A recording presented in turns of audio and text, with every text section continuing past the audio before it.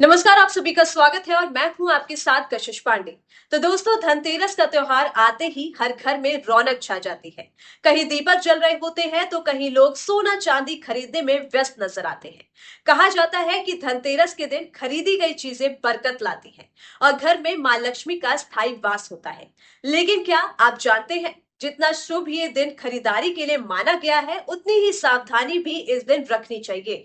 क्योंकि अगर गलती से आपने कुछ चीजें उधार दे दी किसी को, तो आपके घर की खुशहाली को अपने साथ वो लेकर जाएगी और घर में मां लक्ष्मी भी नहीं आएगी। हाँ, आपने बिल्कुल सही सुना। जी हाँ, धनतेरस पर कुछ चीजें ऐसी होती हैं जिन्हें भूल कर भी आपको किसी को उधार नहीं देना चाहिए, वरना मां लक्ष्मी रूठ जाती है और घर की बरकत धीरे धीरे कम होने लगती है। तो चलिए जानते हैं कि आखिर धनतेरस के दिन वो कौन सी ऐसी चीजें हैं जिन्हें उधार नहीं देना चाहिए और क्यों कहा जाता है कि ऐसा करने से लक्ष्मी माता जी उल्टे पांव घर से लौट जाती हैं। तो सबसे पहले आपको बता दें, धनतेरस का पर्व सुख समृद्धि का पर्व माना जाता है। इस बार ये त्योहार 18 अक्टूबर शनिवार के दिन मनाया जाएगा। पंचांग के अनुसार कार्तिक मास के शुक्ल पक्ष के त्रयोदशी तिथि को ये पर्व मनाया जाता है। इस दिन मां लक्ष्मी और कुबेर देवता के साथ साथ भगवान धनवंतरी की उपासना की जाती है। ज्योतिषियों की माने तो इस दिन सुख समृद्धि के लिए छोटे छोटे उपाय करना बहुत ही लाभकारी माना जाता है।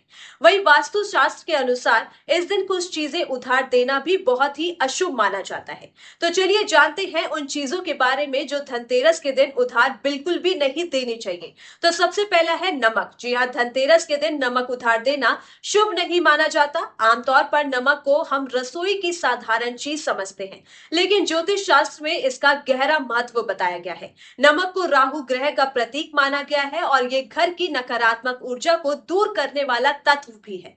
मान्यता है कि अगर धनतेरस या दिवाली के दिनों में कोई व्यक्ति नमक उधार देता है तो वह अनजाने में अपने घर की सकारात्मक ऊर्जा और आर्थिक स्थिरता किसी और को सौंप देता है।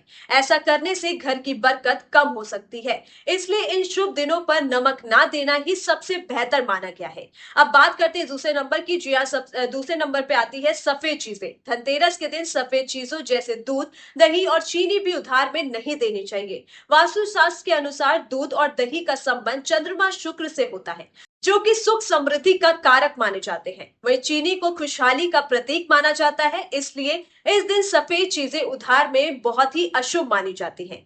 तीसरे नंबर पे आता है तेल। जी हाँ, धनतेरस के दिन तेल भी उधार बहुत ही अशुभ माना जाता है। कहते हैं तेल का संबंध शनि से होता है, जिसे उधार देने से घर में आर्थिक परेशानियां प्रवेश कर सकती है। इसके अलावा इस दिन धारदार चीजें और नकली चीजें भी उधार में नहीं देनी चाहिए। चौथे पे आता है धन या पैसा। जी हाँ, धनतेरस के दिन भूल से भी धन उधार में नहीं देना चाहिए। मान्यता है कि अगर आप धनतेरस पर किसी को पैसे देते हैं तो आप अपने घर की लक्ष्मी को बाहर भेज रहे हैं। ऐसा करने से पूरे साल धन का ठहराव नहीं रहता और पैसा हाथ में आते ही खर्च या निकल जाता है। तो दोस्तों, इस धनतेरस पर अगर आप मां लक्ष्मी की कृपा पाना चाहते हैं तो इन छोटी छोटी बातों का जरूर ध्यान रखें। याद रखिए, धनतेरस का दिन सिर्फ खरीदारी का नहीं बल्कि शुभ ऊर्जा को अपने जीवन में आमंत्रित करने का भी दिन माना गया है। इस दिन उधार में सोना, चांदी, पैसा या अनाज बिल्कुल भी नहीं देना चाहिए, क्योंकि माना जाता है कि ऐसा करने से मां लक्ष्मी नाराज होकर घर की बरकत साथ ले जाती है। इसलिए धनतेरस पर किसी को कर्ज या उधार देने की बजाय दान जरूर कर सकते हैं, लेकिन सोच समझकर और अपनी श्रद्धा के अनुसार। जी हाँ, धनतेरस की रात को घर में दीपक जलाना, तिजोरी या धन स्थान की पूजा करना और घर के हर कोने में रोशनी फैलाना बहुत ही शुभ माना जाता है। इससे नकारात्मक ऊर्जा दूर होती है और सुख समृद्धि का आगमन होता है घर में। तो इस धनतेरस पर याद रखिएगा, उधार नहीं उपहार दीजिए, माँ लक्ष्मी को घर बुलाए। और अगर आपको ये वीडियो पसंद आया हो तो लाइक करें, शेयर करें और चैनल को सब्सक्राइब करना ना भूलें।